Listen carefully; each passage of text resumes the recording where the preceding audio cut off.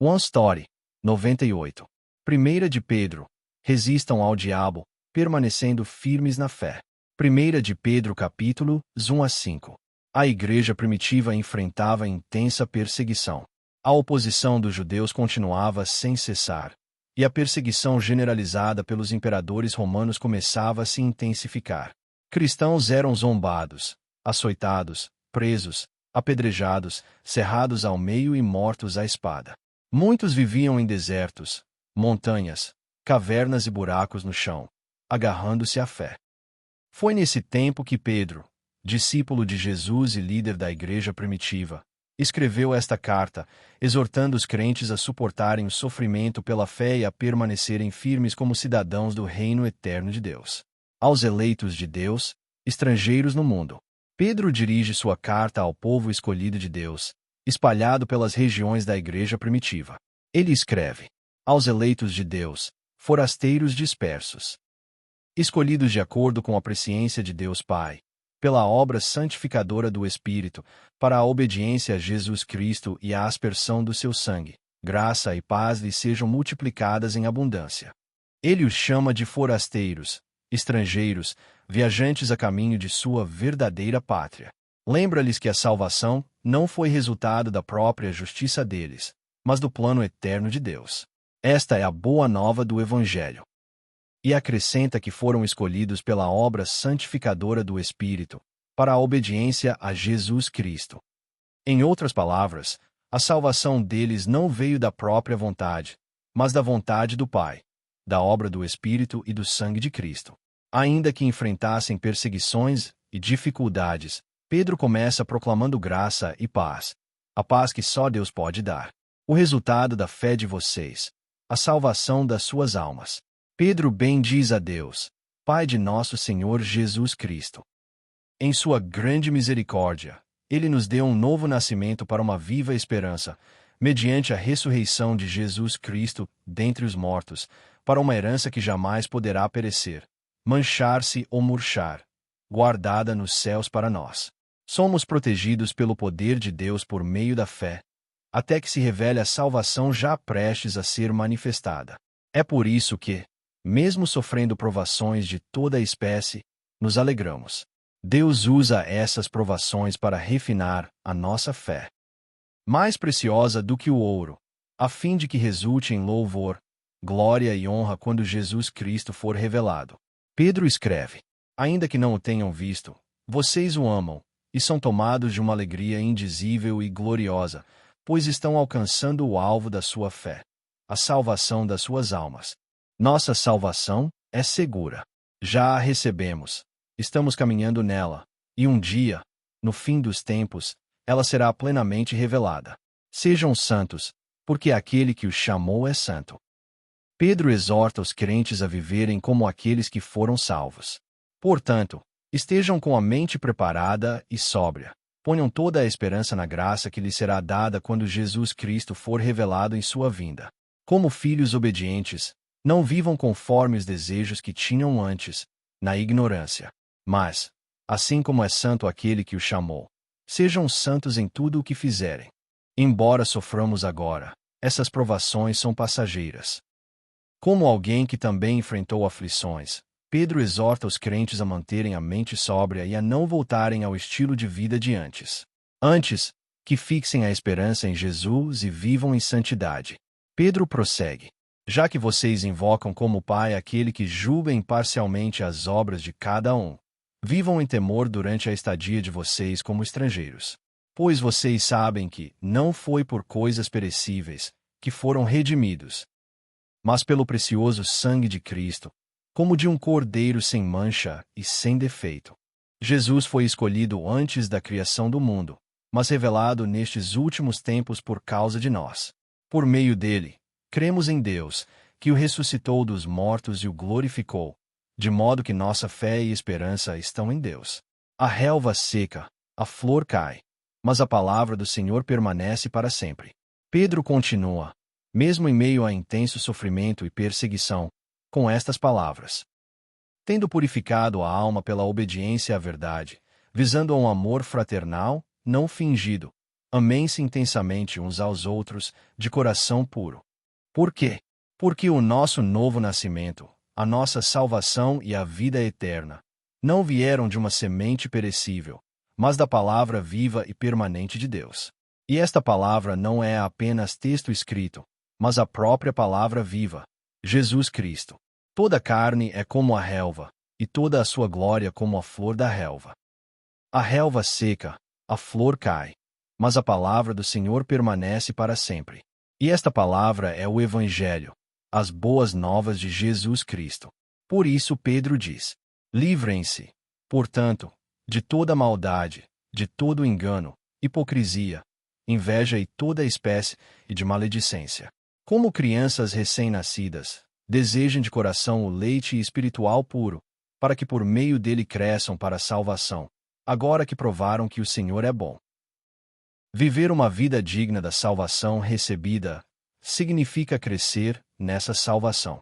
Aqueles que de fato provaram a bondade do Senhor não conseguem deixar de desejá-lo mais e mais.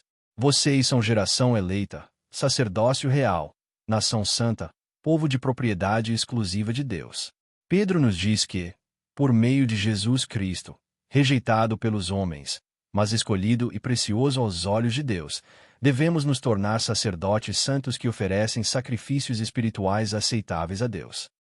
Por isso a Escritura declara: vocês são geração eleita, sacerdócio real, nação santa, povo exclusivo de Deus, para anunciar as grandezas daquele que o chamou das trevas para a sua maravilhosa luz. Antes, não éramos povo algum. Agora, somos povo de Deus. Antes, não tínhamos alcançado misericórdia. Agora, alcançamos misericórdia. E assim, como peregrinos estrangeiros neste mundo, devemos nos abster das paixões carnais que guerreiam contra a alma. A nossa conduta honrosa entre os incrédulos fará com que, mesmo acusando-nos de praticar o mal, eles glorifiquem a Deus no dia da sua visitação. Vivam como servos de Deus, não usando a liberdade como desculpa para o mal.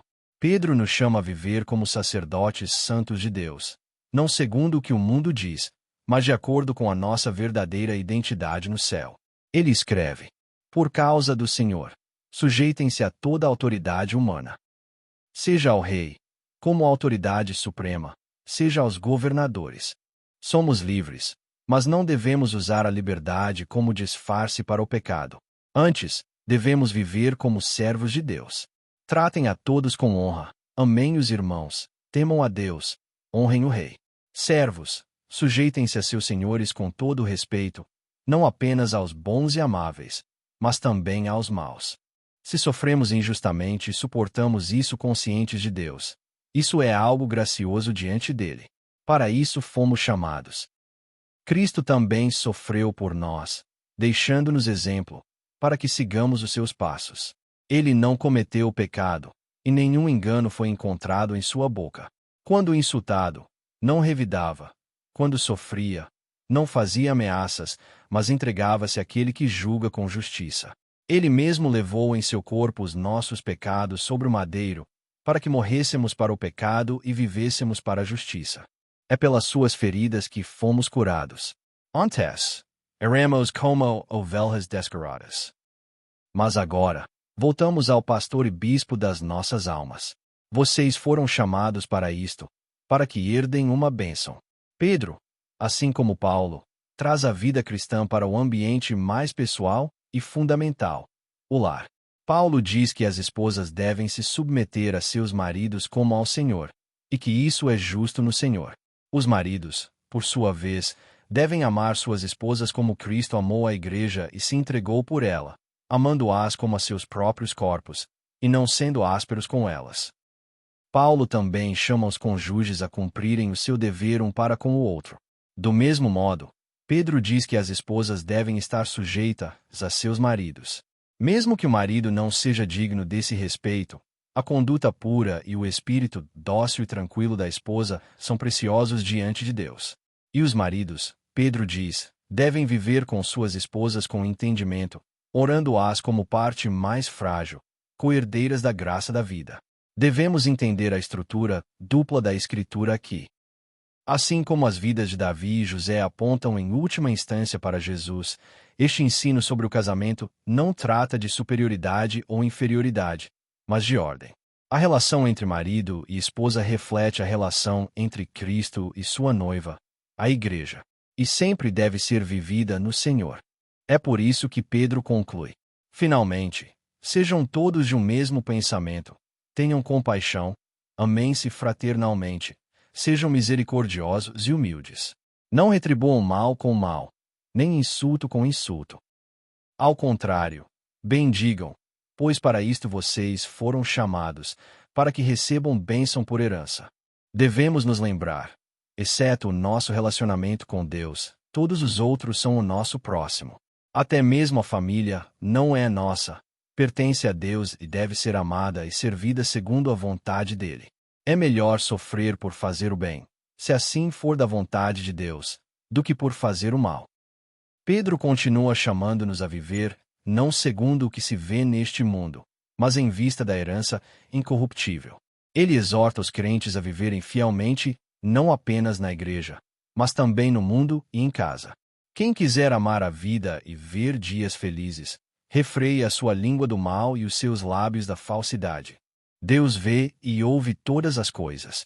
Pedro nos exorta a sermos zelosos pelo bem. Mas mesmo que soframos por causa da justiça, somos bem-aventurados. Portanto, não temam nem se perturbem. Em vez disso, santifiquem a Cristo como Senhor em seus corações. Estejam sempre preparados para responder a qualquer que lhes pedir a razão da esperança que há em vocês. Contudo, façam isso com mansidão e respeito, conservando boa consciência. Deixem que sejam os caluniadores a ficarem envergonhados. E aqui está o fundamento. Pois é melhor sofrer por fazer o bem, se for da vontade de Deus, do que por fazer o mal. Sabemos que este mundo não é o nosso lar definitivo. Estamos apenas de passagem, a caminho da nossa pátria eterna. Pedro nos lembra: pois também Cristo sofreu pelos pecados uma vez por todas, o justo pelos injustos, para conduzir-nos a Deus. E ele subiu ao céu e está à direita de Deus.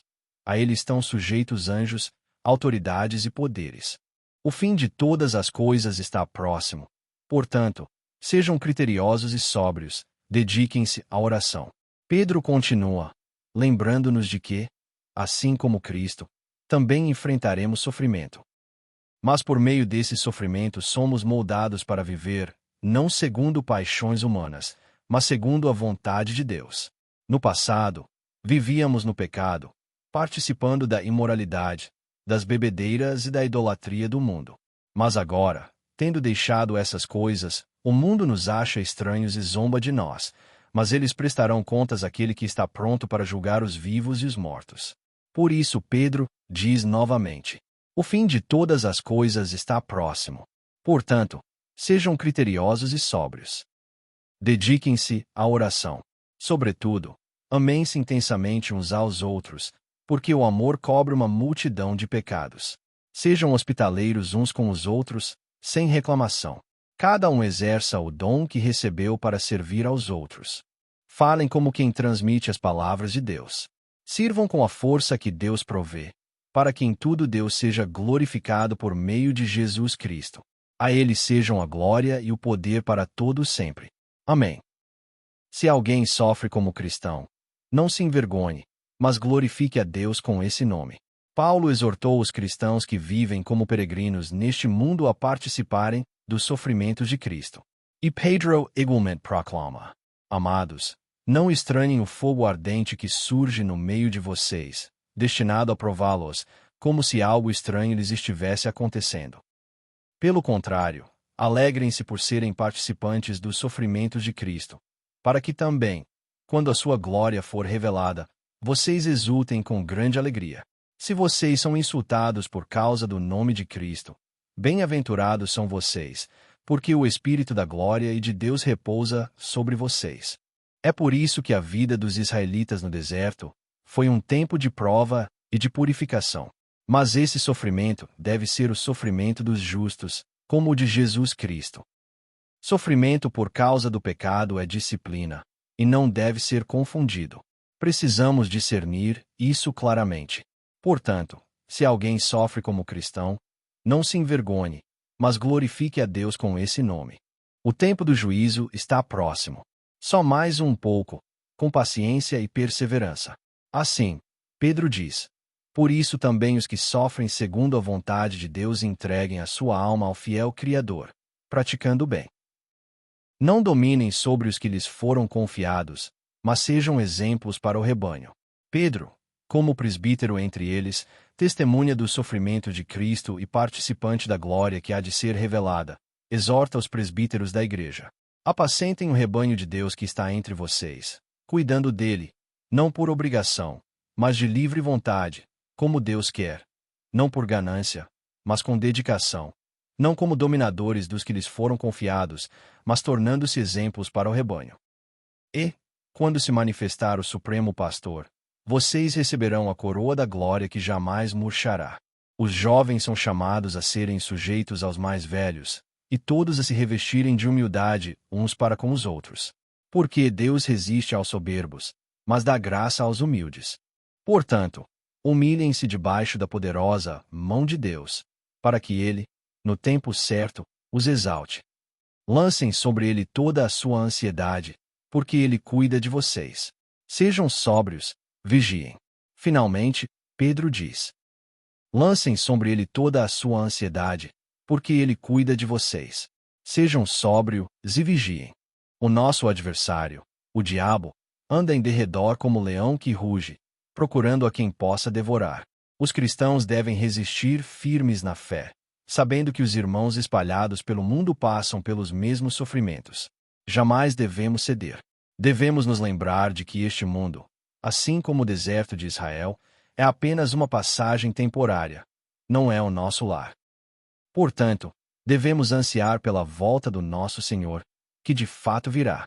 E o Deus de toda a graça, que os chamou para sua glória eterna em Cristo, depois de terem sofrido por um pouco de tempo, ele mesmo os aperfeiçoará, firmará, fortalecerá e os porá sobre fundamentos sólidos. Embora nossa vida neste mundo seja de sofrimento e não de glória, a história continua. A história do povo de Deus, que espera pela volta do Senhor Jesus Cristo e anseia pelo reino eterno de Deus. A história do amor infalível de Deus, que com seu próprio zelo cumpriu a jornada da salvação planejada antes mesmo da criação do mundo. Sim, essa história continua.